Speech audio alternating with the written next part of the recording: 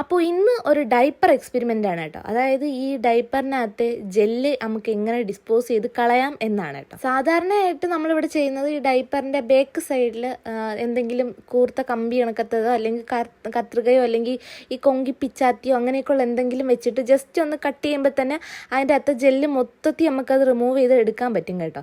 ബാക്കി വരുന്ന ഒരു പ്ലാസ്റ്റിക് കണക്കത്തെ ഒരു ഇതാണ്, പേപ്പറും പ്ലാസ്റ്റിക്കും കൂടി ചേർന്നിട്ടുള്ളത്.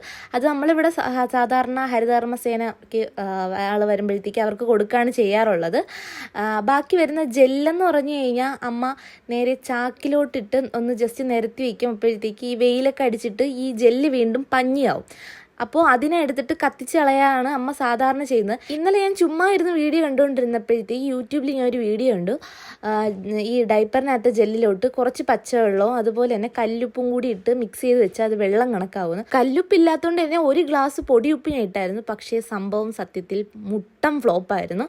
ഇത് ഒരിക്കലും ചെയ്യരുത്, ഇത് വെള്ളം ആവത്തില്ല കേട്ടോ. ഇത് ഞാൻ എന്താ കുറച്ച് തറയിലിട്ടതാണ്, അത് വെയിലടിച്ച് ഇതാ വീണ്ടും പഞ്ഞിയായിട്ടുണ്ട്. അപ്പോൾ ഇതേപോലെ എടുത്ത് നേരെ കത്തിച്ച് കളഞ്ഞാൽ മതി.